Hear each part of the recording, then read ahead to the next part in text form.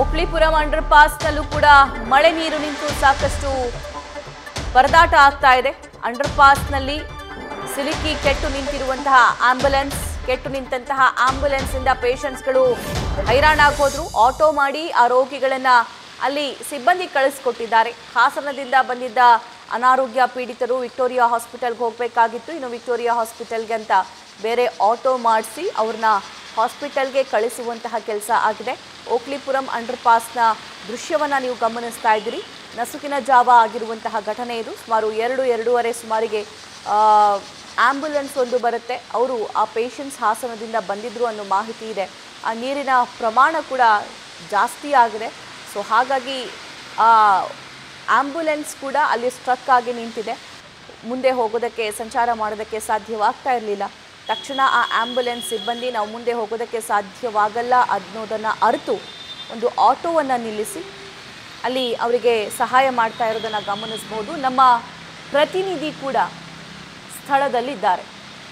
ನೀವು ಗಮನಿಸಬಹುದು ಆ ಪೇಷಂಟ್ಸ್ಗಳಿಗೆ ಸಹಾಯ ಮಾಡುವಂತಹ ಕೆಲಸ ನ್ಯೂಸ್ ಫಸ್ಟ್ ಕೂಡ ಮಾಡಿದೆ. ಕೇವಲ ವರದಿ ಮಾಡೋದು ಮಾತ್ರವಲ್ಲ, ವರದಿಯನ್ನು ಬಿತ್ತರಿಸೋದು ಮಾತ್ರವಲ್ಲ, ಜನರಿಗೆ ಸಹಾಯ ಮಾಡುವಂತಹ, ಅವರ ಆಪತ್ತಿನ ಸಂದರ್ಭದಲ್ಲಿ ಅವರಿಗೆ ಬೆನ್ನೆಲುಬಾಗಿ ನಿಲ್ಲುವಂತಹ, ಒಂದು ಅಳಿಲು ಸೇವೆ ಮಾಡುವಂತಹ ಕೆಲಸ ನಮ್ಮ ಸಿಬ್ಬಂದಿ ಯಾವಾಗಲೂ ಕೂಡ ಮಾಡ್ತಾ ಇರ್ತಾರೆ.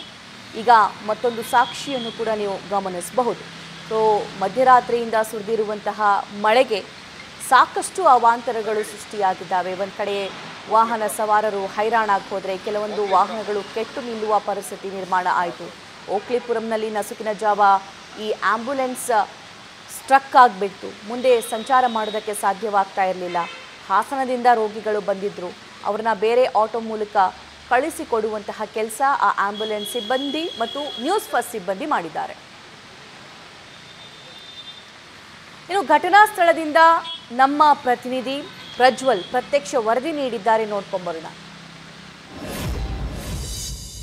ಬೆಂಗಳೂರಿನಲ್ಲಿ ನಿರಂತರವಾಗಿ ಸುರಿತಾ ಇರುವಂತಹ ಮಳೆಗೆ ಬೆಂಗಳೂರಿನ ಬಹುತೇಕ ರಸ್ತೆಗಳು ಜಲಾವೃತವಾಗಿರುವಂಥದ್ದು. ಅಂಡರ್ ಪಾಸ್ಗಳು ಕೂಡ ಸಂಪೂರ್ಣವಾಗಿ ಜಲಾವೃತವಾಗಿದೆ. ನಾನೀಗ ಓಕ್ಲಿಪುರಂ ಅಂಡರ್ ಪಾಸ್ನ ಬಳಿ ಇದ್ದೇನೆ. ನೀವಿಲ್ಲಿ ಗಮನಿಸ್ತಾ ಇರಬಹುದು ಯಾವ ಪ್ರಮಾಣದಲ್ಲಿ ನೀರು ನಿಂತಿದೆ ಅನ್ನುವಂಥದ್ದು. ಅಂದರೆ ಬಸ್ ಚಾಲಕರಿಗೂ ಕೂಡ ಇಲ್ಲಿ ಅಂಡರ್ ಪಾಸನ್ನು ಪಾಸ್ ಮಾಡುವಂಥದ್ದು ಸಾಕಷ್ಟು ಕಷ್ಟ ಆಗ್ತಾ ಇದೆ.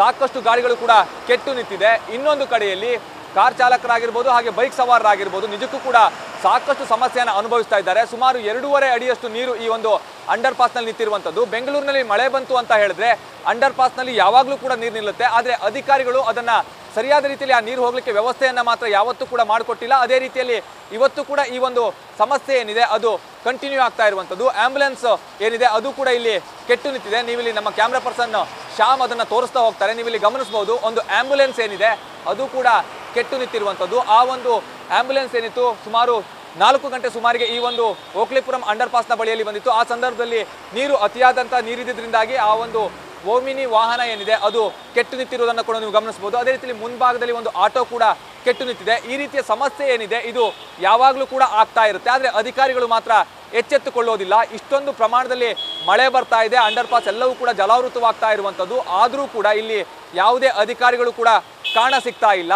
ಇದೇ ಪ್ರಮಾಣದಲ್ಲಿ ಮಳೆ ಏನಾದರೂ ಮುಂದುವರಿತು ಅಂತ ಹೇಳಿದ್ರೆ ಬೆಳಗಿನ ಸುಮಾರಿಗೆ ಇಲ್ಲಿ ಟ್ರಾಫಿಕ್ ಜಾಮ್ ಕೂಡ ಉಂಟಾಗುತ್ತೆ. ಕಾರಣ ಏನು ಅಂತ ಹೇಳಿದ್ರೆ ವಾಹನಗಳ ದಟ್ಟಣೆ ಜಾಸ್ತಿ ಆಗ್ತಾ ಹೋಗುತ್ತೆ. ಆ ಸಂದರ್ಭದಲ್ಲಿ ಖಂಡಿತವಾಗಿಯೂ ಕೂಡ ಸಾಕಷ್ಟು ಸಮಸ್ಯೆಯನ್ನು ವಾಹನ ಸವಾರರು ಕೂಡ ಎದುರಿಸಬೇಕಾಗುತ್ತೆ. ಅಂದರೆ ಈ ಒಂದು ಪ್ರಮಾಣದಲ್ಲಿ ಮಳೆ ಬರ್ತಾ ಇರೋದ್ರಿಂದಾಗಿ BBMP ಅಧಿಕಾರಿಗಳು ಕೂಡ ವೇಗವಾಗಿ ಕೆಲಸವನ್ನು ಮಾಡಬೇಕಾಗುತ್ತೆ. ನೀರನ್ನು ತೆರವುಗೊಳಿಸಲಿಕ್ಕೂ ಕೂಡ ಇಲ್ಲಿ ಪ್ರಮುಖವಾದಂಥ ಒಂದಿಷ್ಟು ಕೆಲಸಗಳನ್ನ ಅವರು ಮಾಡಲಿಲ್ಲ ಅಂತ ಹೇಳಿದ್ರೆ ನಿಜಕ್ಕೂ ಕೂಡ ಬೆಳಗಿನ ಹೊತ್ತಿಗೆ ಸಾಕಷ್ಟು ಸಮಸ್ಯೆಯನ್ನು ಜನಸಾಮಾನ್ಯರು ಎದುರಿಸಬೇಕಾಗುತ್ತೆ. ಕ್ಯಾಮ್ರಾ ಪರ್ಸನ್ ಶ್ಯಾಮ್ ಜೊತೆ ಪ್ರಜ್ವಲ್ ನಿಟ್ಟೂರ್, ನ್ಯೂಸ್ ಫಸ್ಟ್, ಬೆಂಗಳೂರು.